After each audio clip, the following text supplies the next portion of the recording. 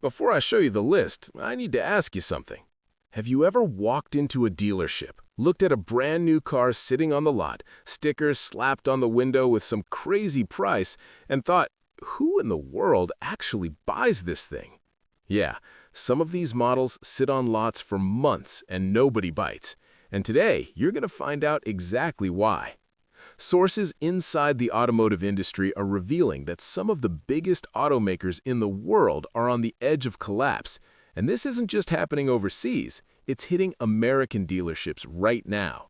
Lots overflowing with inventory, stock that won't move, models sitting for over 6 months just waiting for a buyer. So which cars are these? Which models have become absolute nightmares for American dealerships? In today's video, we're going deep into the data and revealing the 8 models that simply aren't moving off lots in 2025. The numbers don't lie. We're going to break down why these cars are collecting dust and what factors led to this situation. If you're a car enthusiast and you're not subscribed to the channel yet, hit that subscribe button right now and ring the bell. This is where you get the most detailed and honest analysis of the American auto market, the kind you won't find anywhere else. And drop a comment below. Which car do you think should have never been sold in the US? It helps the channel and tells me what you want to see in the next videos. Alright, let's get into it. Starting with number 8 on our list. 8th place, Peugeot 5008. Opening the ranking, we have the Peugeot 5008, a 7-seat SUV that came to the US market promising to be a sophisticated and spacious alternative in the premium segment. The French model does have undeniable qualities: elegant design, refined interior with a 12-inch digital dashboard, and a multimedia system with Android Auto and Apple CarPlay. The 1.6-liter turbocharged engine with 165 horsepower delivers reasonable everyday performance. But here's the problem. The starting price of around $45,000 puts the Peugeot 5008 directly in competition with far more established models in the American market. The Toyota Sequoia and Chevrolet Traverse, for example, have more robust drivetrains, much larger service networks, and significantly better resale value. When you're spending $45,000 on an SUV, you think long and hard before choosing a brand with a weak reputation for after-sales support. And that's exactly the Achilles heel of Peugeot in the US. Reports of expensive maintenance and difficulty with resale are common on forums and in car owner groups. Anyone who's owned a Peugeot in the States knows exactly what we're talking about. And those who haven't, one quick Google search and they walk away before signing anything. The result? Units of the Peugeot 5008 have been sitting at dealerships for over 200 days. Sales don't justify its spot in the national lineup. If things don't change, Peugeot will likely need to rethink this offering in the US before the end of 2025. But hold on, because 7th place is going to surprise you. It's an electric car that had everything going for it in the American market and ended up becoming a massive headache. In 7th place, we have the Kawa Chery i-Car, a subcompact electric vehicle that arrived in the US promising to democratize EVs with a more accessible price and modern technology. The i-Car is compact, attractive, and packed with onboard tech that's impressive for its size. But it suffers from a problem that drives away most American buyers: limited range for the price. With a 30.8 kilowatt-hour battery, the model delivers about 175 miles on a combined cycle. In practice, driving in city traffic in places like Los Angeles, Houston, or Atlanta with the AC blasting all day, that number drops significantly. For someone who needs a versatile car for both daily commuting and weekend road trips, that range is a real concern. The biggest obstacle, though, is the price. The Kawa Chery i-Car runs around $38,000, putting it in the same range as models with far more market acceptance. The Chevrolet Bolt EV, for example, starts lower and already has a well-established service network across the country. On top of that, charging infrastructure in the US outside major metros is still hit or miss. Charging stations along highways are still rare in many parts of the country. That scares a lot of buyers who don't live in major cities. The i-Car's sales are well below expectations, and Kawa Chery dealers report difficulty moving inventory. If the market keeps going at this pace, the i-Car could become one of the first EVs discontinued in the US due to low demand. But hold on, because the next models on the list are even more controversial, including a British luxury SUV that's become a joke among mechanics, and a German premium car losing ground to its own brand sibling. Stay until the end. Sixth place, Land Rover Discovery Sport. If there's one thing the British know how to do, it's build the image of an unstoppable adventure vehicle. The Land Rover Discovery Sport is the perfect picture of that. Tough looks, powerful name, and an off-road legacy that impresses anyone. But reliability numbers and reports from American owners tell a very different story. The Discovery Sport is now owned by the Indian conglomerate Tata Motors, and part of the manufacturing still happens in the UK, which drives up the final price and complicates parts logistics in the US. The issues reported by owners are varied: suspension problems that transmit every road imperfection into the cabin, an automatic transmission that hesitates to find the right gear, and a 2-liter turbocharged engine with mediocre performance that doesn't justify the high fuel consumption. Averaging 20 mpgs in the city is low for a vehicle that starts at $52,000. And that price is another critical issue. For that money, an American buyer can take home a BMW X3, an Audi Q5, or a Volvo XC60, brands with a significantly better reputation for reliability, cutting-edge technology, and an ownership experience the Discovery Sport simply cannot consistently deliver. The result is that Discovery Sport inventory has been sitting at U.S. dealerships for a long time. Average days to sell keep climbing as consumers continue choosing more solid alternatives. Now let's move to fifth place, and here we have a classic case of a car competing with its own brand sibling and losing. Fifth place, Audi Q8. The Audi Q8 arrived in the U.S. as the flagship SUV of the brand, positioned above the Q7 with a bolder, coupe-style design. But it's been facing a challenge that no marketing department can solve: convincing buyers it's worth more than the Q7 when it's essentially the same car inside. The problem is simple and brutal. The Audi Q8 starts at around $75,000 in the U.S. The Audi Q7, which shares the same MLB Evo platform, offers a third row of seating for up to 7 passengers and virtually the same powertrain for about $10,000 less. For someone spending $75K on a car, that difference matters, and the question buyers naturally ask is, am I paying more to get fewer seats? Buyers who choose the Q8 are basically paying for the coupe SUV styling, and American buyers, unlike Europeans, tend to prioritize practicality when the dollar amount gets this high. The Q7 keeps selling steadily, while the Q8 stacks up days of inventory at Audi dealerships across the country. It's a rare case of a more expensive car being hurt precisely by the comparison to a cheaper, more practical sibling from the same brand. We're at the halfway point on the list, and the next models are even more surprising. A stylish Italian that doesn't add up on paper, and a big American machine that nobody wants to pay the asking price for. But first, if you're enjoying this breakdown, hit the like button right now.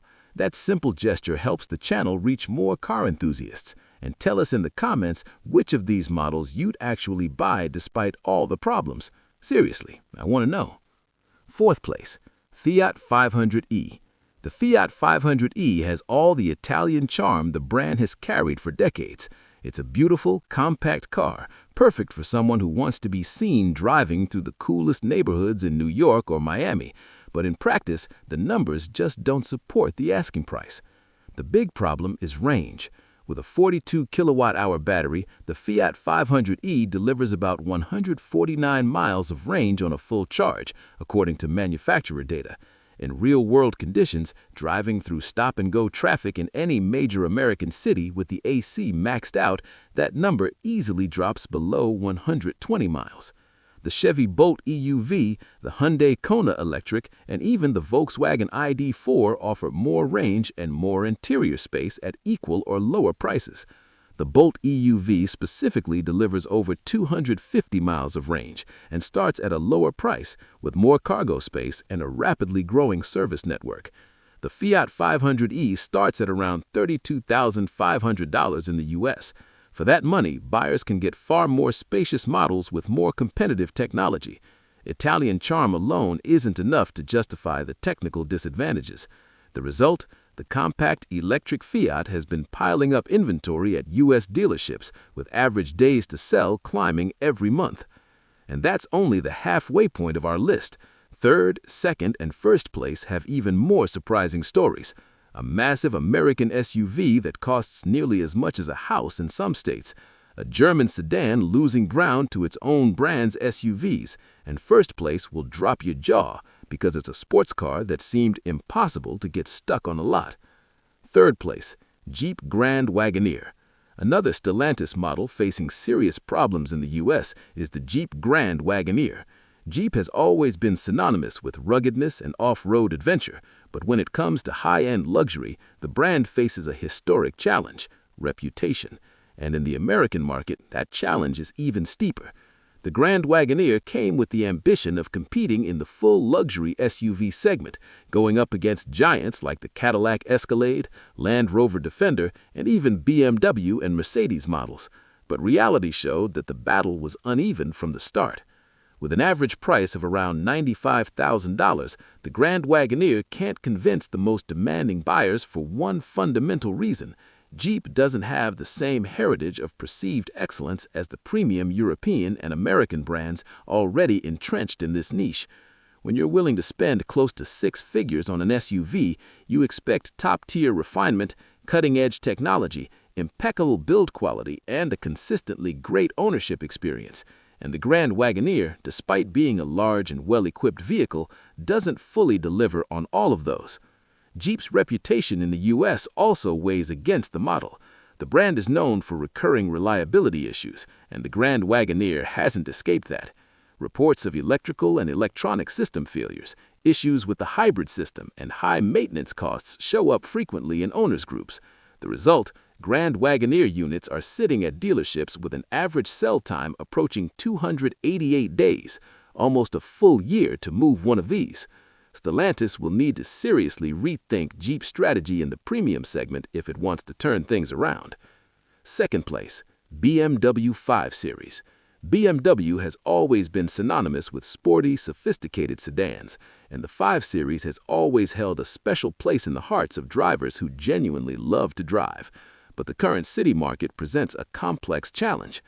The new generation of the model is facing a challenge that goes beyond any technical problem: a shift in American buyer behavior. The biggest change in the new 5 Series is the design, which deeply divides opinions. Some call it sophisticated and modern. Others feel BMW lost the visual identity that made the model so desirable over the past several decades. But what impacted buyers most was the shift in the car's sporting essence. What was once a sedan with a genuinely sporty soul, built for people who love driving, has now become more comfort-focused and highway-isolated. It's not necessarily bad, but it pushed away the loyal fan base that always counted on the 5 Series to deliver that driving engagement. Another decisive factor is the migration of the American market toward luxury SUVs.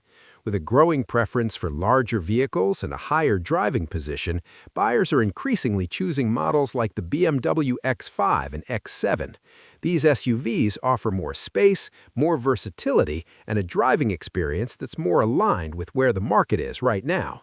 The BMW 5 Series is taking more than 305 days to sell at American dealerships.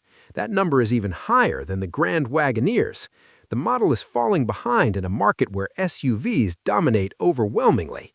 The 5 Series is still an excellent car from any technical standpoint, but the market has changed, and BMW will need a new strategy to keep the sedan relevant in the U.S. And now we've reached first place on our list. Fair warning, the car at the top of the slowest-selling rankings in the U.S. is a true sports car, one with history, a powerful engine, and nostalgic styling that makes any car fan stop and stare. And even so, it's just sitting on dealer lots.